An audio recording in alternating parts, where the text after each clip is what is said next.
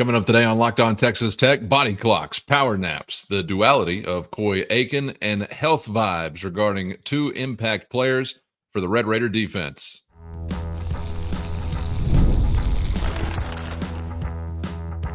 You are Locked On Texas Tech, your daily podcast on the Texas Tech Red Raiders. Part of the Locked On Podcast Network, your team every day. Great to be with you again on Locked On Texas Tech on the Locked On Podcast Network, your team every day, always free and available on YouTube or anywhere you get podcasts. And thanks as always for making us your first listen. Today's episode brought to you by FanDuel. Place your first $5 bet and you're going to get $200 in bonus bets to get started with, guaranteed. So visit FanDuel.com to get started today with the only Chris Level. I'm Casey Cowan. Chris, great to be back with you as we are set to wrap up the week and ship you off to the desert. It's 10 o'clock Central Time for the Red Raiders and the Wildcats of Arizona coming up on Saturday night. You had your weekly conversation with Red Raider head coach Joey McGuire. We want to get to some thoughts on that. Also get to a couple of things that we've been chopping up with some Matador Mob insider members as it relates to the offensive line and maybe how we are viewing what they're doing best, right or wrong, so far this season. And I want to get a feel for your feel, still in speculative territory, but your feel, your vibe for a couple of guys that obviously we're paying a lot of attention to on the injury list. But as for your conversation with Coach McGuire, and this was something else that a couple of Matador Mob insiders have been texting about. And I know it was a topic of conversation with Coach McGuire and something that obviously is a real thing and probably something that's been part of their preparation this week. But we've had questions about, adjusting body clocks and what time have they been practicing? What routine difference has there been this week, if there has been any? So what'd you find out from Coach McGuire on that regard as you get ready for a late night kick? Yeah, happy Friday to everybody out there. We did get a body clock question. This was a term that I first became familiar with. I guess it was the CFP. One of the guys that was the head of the committee started dropping body clock on every week whenever ESPN would interview him when they would release these rankings. And it was kind of like justifying or, giving an excuse to or pointing at reasons for teams that won or lost, when they were having to travel cross country and all that. And with all this realignment silliness, you got a lot more of that, going. And so your body clock is saying, wait a second, it's 1:30 in the morning. Of course, it's totally normal to be playing meaningful football right now, right? No, I mean that's not necessarily the way the Red Raider body clock would be built. They haven't really adjusted practice time because they can't. And what I mean by that is you're a morning practice team. So your class schedule is basically structured to where you built it on, I guess this would be Tuesday, Wednesday, Thursday. You practice at like 9:30 or 10 every morning. There's studies that have been done that say that you get more out of kids when they practice earlier in the day, and then they have classes in the afternoon. So there's not a whole lot you can do from that standpoint. I guess theoretically you could have canceled one of those and then practiced at 10 o'clock at night, but then you would almost have to do that the entire week because then at that point you're screwing up the next day and you're just way out of your routine. So you're just tired. It gives me a headache. Speaking of body clocks and a way to stretch out the day, we did talk naps. Okay, are you a nap guy? Can you do the nap, or is that just not how you're wired? I mean, I can do it, but I got to go in, baby. I said on the Matador Mob mailbag episode, which you may or may not have heard up to this point in time. If you're a Matador Mob insider, you've already had a chance to hear it. But power naps, I do not believe in. I don't think they work. 15 to 30 minutes, get out of here. I'm not laying down unless I'm got, 60 at least. So, yeah, I can be a nap guy, but my parameters are sort of set. And I think I talked about this on that episode, but Joey last night on the show went into more in depth about, because this is like the scientific stuff that his nutritionist and some of the doctors and all that stuff. And it's like, I think it was because I was like, okay, explain this to me like I'm 3. It's like if you sleep 0 to 45 minutes is good. Between like you either need to sleep up to 45 minutes or you need to sleep all the way to like 90. Anything between 45 and 90. Like if you sleep for an hour, scientifically, supposedly it's bad. Like it screws up your REM cycles and all this stuff. So like 45 minutes or less, or going up to 90, not more than 90, but 90, so that you can set your alarms accordingly. That's a lot to process. I don't know how true that is, but that's something that, so I think when he sends them off tomorrow at the hotel after breakfast and after maybe a longer walkthrough, and he tells them to go nap, the instructions will be 0 to 45 or 90, nothing in between 45 and 90. All right, gentlemen, ready, break. So I don't know. I don't know if that works. I'm not really a nap guy. I wish I could shut it down in the middle of the day. I'm not. I'm mentally weak maybe and just can't like let go or feel like it's FOMO. I don't know if I'm just feel like there's too much going on and like it's the middle of the day. I can't sleep. I'm gonna wish I had though at all hours on Sunday morning as it would be. Right. So yeah, there's that. Some of the other stuff that we kind of got into on his show last night though, you could just tell he's really excited about taking Taj on this trip. It's just, I think you'd love to have a lot of redos in life in some instances, but boy, I'd love to I know they would love to have a redo in Pullman just to see what it would look like if they had 28.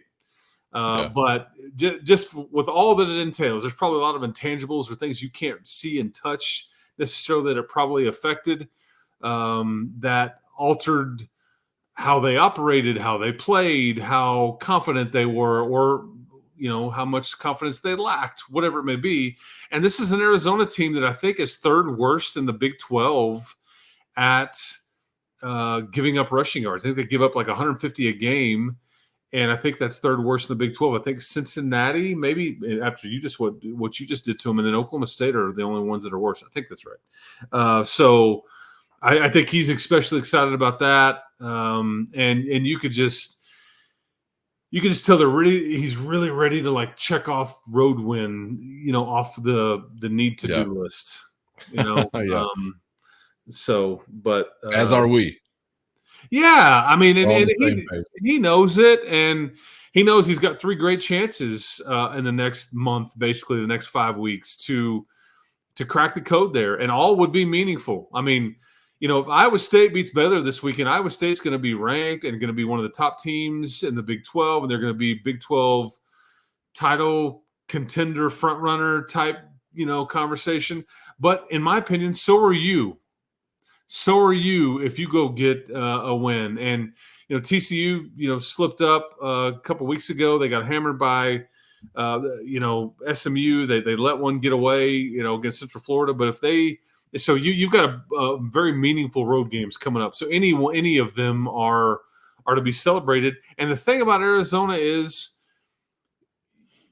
they have one of the few wins I think they have one of the, they're one of 10 programs in the country that I think have a win over a currently ranked team, which is Utah.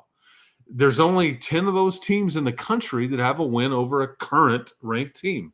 Mm-hmm. And that's BYU is one of the others. So that was a big deal, but I do think that a hangover effect is certainly possible. I don't know what you're going to get, but that is certainly potentially a thing.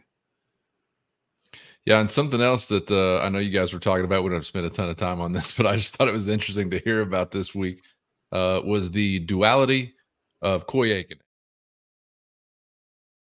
First, today's episode brought to you by FanDuel. And NFL fans, you can start this season with a big return on FanDuel, America's #1 sports book. Say you're watching the game, you get hit with a hunch, an instinctual calling. Well, you can check out the latest stats, view live play-by-play, and so much more on the same page where you're going to place your bets to keep up with everything going down in real time as you submit that slip. And right now, FanDuel is going to get you started with $200 in bonus bets guaranteed when you place your first $5 bet. That's right. $200 in bonus bets guaranteed with only a $5 bet out the gate at FanDuel.com. Thought it was interesting to hear about this week was the duality of Coy Aiken, as in 1 foot's longer than the other. Coach McGuire mentioned this earlier in the week after a big game from Coy on Saturday. Did he wind up with 2 TDs on 3 catches? He may have had one more grab. I'm not sure. But at one point, it was 3 catches, 2 of them TDs. Had another one that hit him. I'm sure that he's wanting back. Coach McGuire also talked about that earlier in the week. Like, they've really been working with him to get on to what's next, because he would let mistakes or things that didn't go well really eat him up, because he's a very competitive person. Talked about him having a really high care factor. All that stuff that I zoomed right past and found more interest in the fact that 1 foot is a size 12, 1 foot is a size 14. And so I'm thinking advantage, disadvantage, I don't know, but it's something new to me. So I guess I first became aware of this back in early August. And it was the media day stuff that Tech hosted, and we got to talk to a variety of players that morning. Well, John Harris and I, for part of our duties with the Texas Tech Sports Network, we were trying to, because John does this, he does a player feature before every game, and so we get to talking to these kids, and we're just moving fast and furious, and we're really trying to talk to them about a lot of stuff that has nothing to do with football. Just so we can let people know. Well, Coy's deal is his dad's a rodeo coach and all those things. He's been around. If you remember the Houston Bowl a couple of years ago before you beat up on Ole Miss, Coy, they have the Rodeo Bowl event like 2 or 3 days before the deal, and Coy just aced it. He was roping. He's, doing all the things, and Tech won it handily.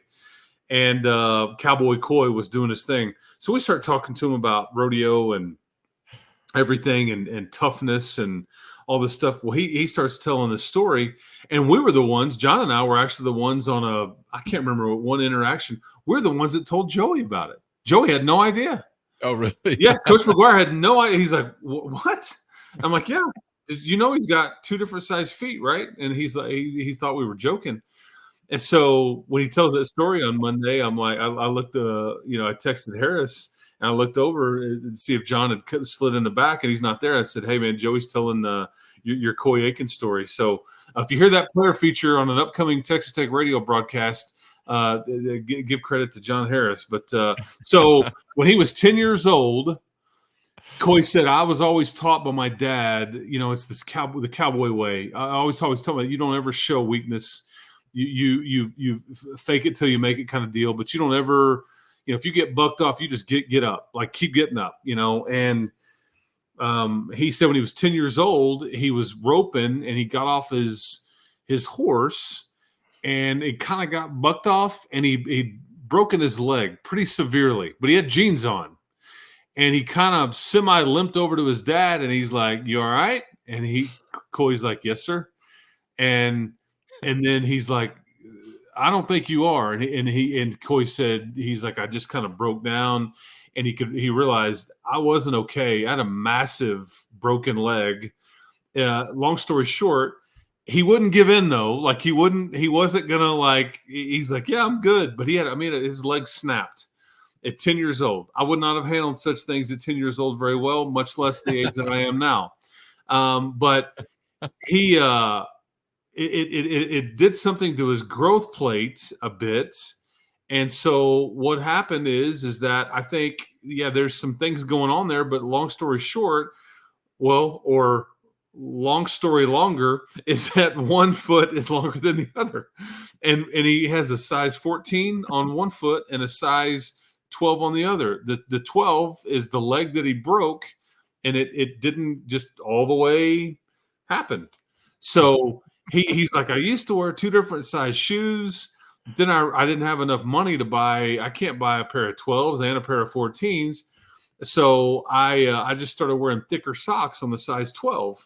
And Joey even joked on the show last night. He's like, man, dude, we got all kinds of shoes. Like if you need a 12 and a 14, you're at the right place. Right. But it just spoke to his toughness. A little known fact that nobody would have known about. We just kind of stumbled upon it, asking him about rodeo and all the and just kind of like how, because I think one of my questions to him was something along the lines of, does your dad think that rodeo is tougher than football? Because two pretty tough sports. But I may venture a guess that depending on what sport or what event in rodeo, maybe quite a bit tougher than old football. So. Yeah, even the best of all time get beat up in the rodeo arena. If you're pretty good at football, maybe you can avoid being touched all that often. I don't know. Yeah, and in rodeo, I guess they do make you wear the helmet with the mask on it now, but you not no shoulder pads, and as big as like Dante Corleone is, he ain't as big as Red Rock trying to buck your ass off or whatever. I don't know. Bushwhacker. Yeah, there you go. Yes, yes. I grew up in Fort Worth. Used to love watching, seeing the names of those bulls, man, at the Fort Worth Stock Show and rodeo. Yes, that's some greatness right there. I love that McGuire didn't know about it. That's hilarious. Yes. I'm glad it's worked out well. I can like see myself if I was a college coach being like, man, got this guy out of Stephenville, really excited about him, and then somebody from the town shows up and says, do you know he has feet for hands and hands for feet? What? No, I didn't know that. Hey, do you know he's got 2 different size feet? What? No, I didn't know that. But it's worked out well for Coy. Not his, I guess, biggest statistical day, but maybe his most impactful day he's coming off of last time around. He's a really good player, Cowan. Well, and I'm just happy for him to have the chance to stay healthy, man, because we've been talking and talking and talking a lot more than we've been watching. We've been talking about him being on the field as compared to seeing him on the field up until now, right? Yeah, and I just wonder, we'll never know. Again, you mentioned regrets and wishing for stuff and everything. I just wonder how different the beginning of last year would have been had he not gotten dinged up in August, because he was lighting it up with Tyler Shuck in August last year, and then like 2 or 3 weeks in, down it goes, and then you miss him for 5 or 6 weeks. I just wonder how different things would have looked had he been available versus Wyoming and Oregon and West Virginia and the like. If that would have altered the course at all, I don't know. But he's really good, and I'm glad he's here and all that. The other fascinating player story was my man Joseph Plunk, smart guy, plays chess. Dad's a high school coach. He's going to get into coaching. He's just one of those super high IQ guys, special teams. He knows what everybody's supposed to be doing, all that stuff. Well, it turns out he's a prankster. And I'm like, I almost was like, that shocks me. I'm like, you're like the model citizen. He's like, oh no, I enjoy pulling one over on the fellas. I'm like, get real quick, give me your best one. He's like, well, when the new guys come in, before they get all the coaches' numbers and everything, he goes, I'll text them. And I'll tell them that, hey, you need to be at so-and-so, dressed this way or whatever, somewhere on campus. And he goes, and we won't really even know if they go or not. But he goes, the next day we'll be like, hey man, so did you show up at the corner of whatever at 7:30 last night? And he's like, we just kind of wink at him like, gotcha. And I'm like, and I think one of the guys he said he did it to was Brendan Jordan. And Brendan Jordan thought it was hilarious that he'd got. And so I think Brendan Jordan has now opted to pay it forward. And he's going to do that to one of the younger bucks that comes into the program on the defensive side. So, yeah, the locker room and camaraderie and all that kind of stuff, man. But, yeah, it's fun to learn about some of these rascals that we all see playing football, and you get to know them and the personalities and all that stuff. But, yeah, he's not just a pawn to rook 3 or whatever, some chess call with the time glass. I mean, he's a prankster too. So there you go.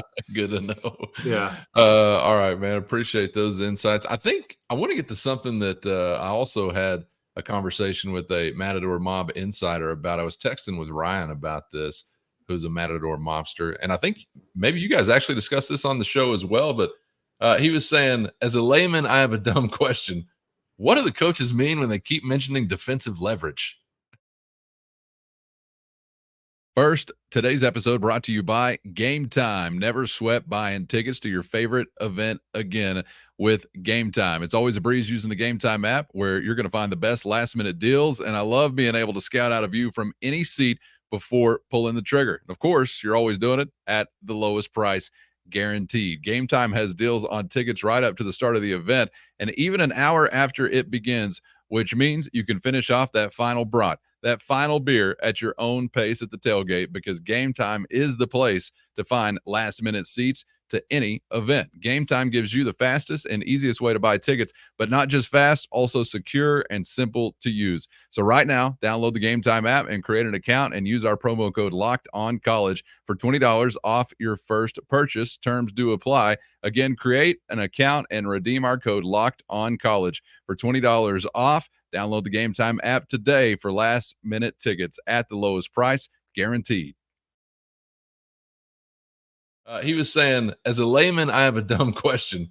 What do the coaches mean when they keep mentioning defensive leverage? Was this something that got brought up? And what insight do you have on this terminology? Yes, we did. I asked Jody. Who's that? I asked Joey to describe that. I've been asked about this. He talks a lot about it. We're bad with our leverage on defense. And he really got into when you're inside the ball versus when you're outside the ball. Some of this stuff we won't know because we don't know exactly what the call is or what guys behind are supposed to be doing or what their responsibilities are. Yeah. But I think, like in layman's terms, again, explain it to me like I'm three. If you have leverage and you've got like sideline, you want to keep player with the ball between you and the sideline. And if you have bad leverage and you let him get outside of you, and now he's got the whole field and the sideline was just your friend. I mean, that's and there's too much of that happening, I guess, to your point. And so there was a lot of that. That's some heavy duty X's and O's, like what he was getting into. But he pointed to a play. I think he mentioned either Ben or Jacob Rodriguez, like in Washington State, and he's like, we had John Mateer dead to rights, and he goes, we have leverage, and then all of a sudden we don't, and it ends up. He goes, he's going to get the quarterback's going to get 5 or 6 yards, and next thing we know, he gets like 45 because we make one misstep or we let him get inside or outside of us. I couldn't even remember, but that's the kind of thing that they're having to deal with. And that was one of the things that we talked about on the show last night because Coach Yates was on there, who's going to coach the secondary. And I'm like, okay, you got this quarterback. He's going to run around a lot. Like, how do you teach your DBs to when he starts doing that? Like, what's the coaching point? And he's like, you just got to understand we've learned route concepts. We understand that what scramble mode is, but our eyes have to be disciplined. We can't just keep our eye back on the QB running around out there, because if we do, that's when we lose our guy and he ends up, either stopping or, breaking off from us. And then that's when he finds it because we're paying attention to the quarterback back there. So there's just a lot going on. That's why you hear coaches say everybody needs to do their job, because too often a DB is trying to do the job of a linebacker or a defensive lineman and trying to pay attention to what that guy's doing. And they're, okay, well, damn, where's the guy that I'm supposed to be covering? Now we got a problem. So, again, all easier said than done, especially when you're dealing with Fafita and McMillan, who, by the way, was once committed to Oregon, which is where, Coach Yates once worked. So he said that. He's like, we were going to play the guy one way or the other. But, yeah, he was committed to us when I was at Oregon. I know him and his mom. Would that have been a crossover with DeRuiter too, or would that not same have been? Thing. Yeah, he same thing. Also? Yep. And he said he's like, once Mario Cristobal left Oregon and went to Miami, that tight end Keon Burnett that we've been talking about that I think is going to be heavily featured. He's like a really good player. He was committed to USC. He goes, and he knew T-Mac and he knew Fafita, but when all these coaching changes happened, they just all kind of buddied up and were like, yeah, let's go to Arizona. So yeah, it's the same deal. So they stayed together after another coaching change, right? That's right. They stayed together. And Coach Yates, he's coached at Arizona before. He coached there for 4 years. So he's very familiar with what you're getting into. And he's like, yeah, they always play these games at 8:00 at night. He goes, when I was coaching there, I'd be able to watch the whole day of college football. Everybody in the country would play, and then we would play. It's kind of nice. And he goes, and I got to wear shorts 365. So not a bad gig, but yeah. So there you go. I want to switch gears a little bit because there's something else that was on my mind because of a conversation that you were having with the Matador Mobster as well, texting back and forth regarding the offensive line. And basically what this insider sent to us was just a grade that he had found, I guess, from Pro Football Focus that suggested that Texas Tech was one of the top 10 pass blocking offensive lines in the country. Now, I'm not telling you that those grades are gospel, and really the grade isn't even necessarily what I'm interested in, Chris, but I am kind of curious, I guess, because of the production we've seen from Taj Brooks and probably some recency bias given what they were last year. And I know this is not the same group, so recency bias doesn't even make sense in this situation, but I got it anyway. I guess I've just been kind of thinking, yeah, they're more geared toward being a run blocking offensive line, and that's what they do better if they do one thing better than the other. But you think I'm wrong on that? At least according to maybe that one particular grade. I guess I could be wrong on that. Am I understating what they've been or undervaluing what they've been from a pass blocking standpoint, you think? Yeah, and PFF is a weird deal. There's a lot of people that cite it, look at it, trust it. Other people are kind of like, okay, it's one of the things I could look at or pay attention to. Yeah. I don't ever take it super serious, but it's a thing. Sure. It absolutely is. I don't pretend to know how in the world do they grade every game in the country and grade every player in said game. How many people do you have on your staff? It's virtually impossible to how are we doing this? And then my other thing is, how do you know what that player was ultimately supposed to do? On said play. Yeah. How do you know what play was called or where the quarterback was supposed to go with the ball? There's all those dynamics. So whatever. So that's why I say there's some plus minus there, some variance that you have to also factor in. I will say, last night on the show, Coach McGuire he kind of said, he goes, Taj had a really good day. We gave it to him 31, 32 times. He goes, man, Barron just wasn't, hit a ton. And I think they feel pretty good even now after another week of that group together about where they are.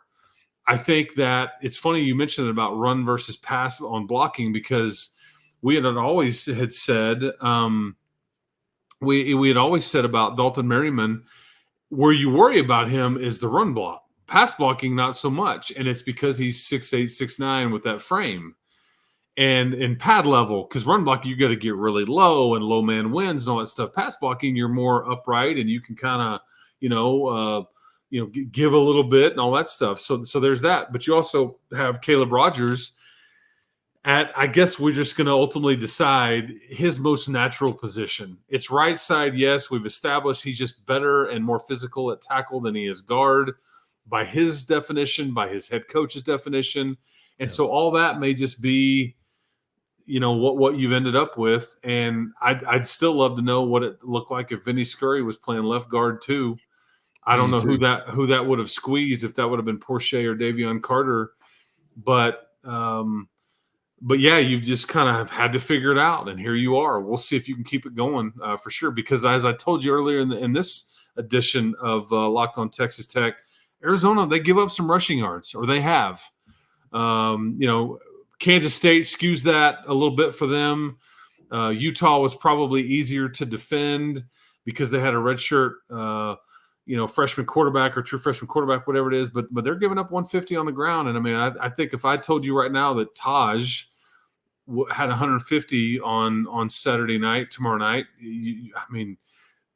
kind of like your chances. But we'll see. But I look for this group to be the group that sticks together, stays together. We'll see where it goes. All right. And before we get out of here, I got to ask you for just a quick hitter feeling. Obviously these will be some game time calls, I'm sure, truly like we've seen in some prior weeks. But Braylon Lux, Chapman Lewis, two obviously very valuable guys to that Texas Tech defense, two very valuable guys to the Tech secondary.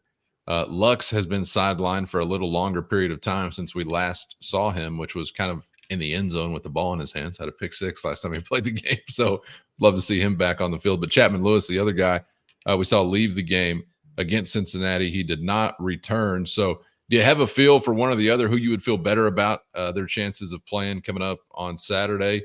I guess you could also say, boy, I don't feel good about either one of them, or however you want to spin it. But is there one or the other you would feel better about their shot? I would say I'm going to just go, frowny face or sad face or thumbs down on Chapman Lewis. I hope I'm wrong there. I just, without seeing him come back in the game, yeah, and then you hear the way Joey talked about him on Monday, and then he was asked a little bit about the health of his team, and he just he didn't really wasn't definitive with anything, but that's just because he mentioned his hamstring on Monday in his press conference, and I just that's not a good situation. I would say though that like sideways thumb or zero expression or maybe even smiley face as it relates to Braylon Lux. Okay. Yeah, I mean, he wanted to like thumb kind of like tilted, like sideways. You got me thinking about the Roman Empire, like a Roman emperor at the Colosseum. Bingo. We've known this was a hamstring based on what they've said. I just saw him going up and down the sideline in street clothes or just workout clothes, whatever, on this past Saturday. But here's my thinking. We'll see if I'm right. I wonder if he was maybe healthy enough to play, but you just don't want to push it. And you in your last Saturday or leading into it, you're going like, man, there's a dude next week that I know we're going to need to try to cover.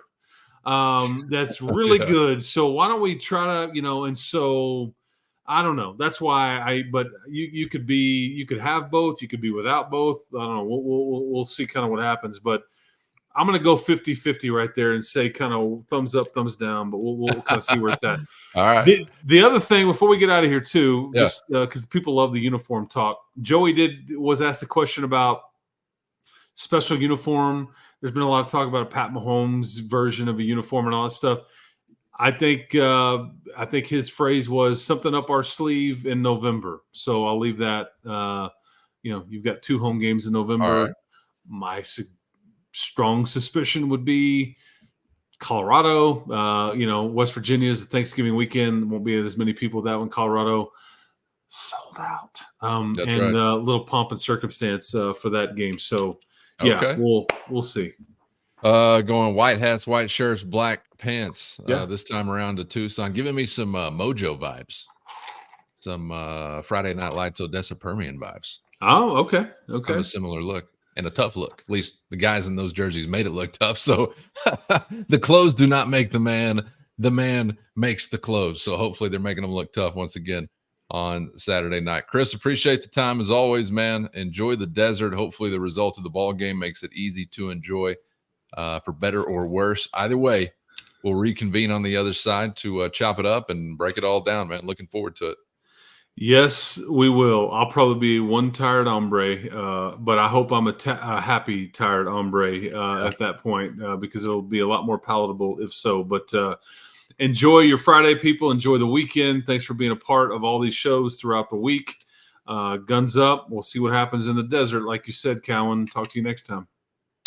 Yes, sir. And make sure you're subscribed on YouTube or anywhere you get podcasts so you never miss an episode. Special What It Do to the everydayers out there. Thanks for being there, regularly mixing it up in the YouTube comments or otherwise. That's one of the best ways to help us grow the show. And of course, if you're an everydayer, why not be a Matador Mob insider? Hit the show notes for the link there, your direct line to Chris and myself for anything at any time as we're texting one-on-one. Sydney Sweeney Bathwash became a part of the Matador Mob conversation this week. Did you see it coming? I don't know. That's what makes it so fun. You can't predict necessarily what's coming down the pipe next time around. All right. Appreciate everybody's time all week long. Hope you have a fantastic weekend, and we hope to see you back for the next round on Locked On Texas Tech.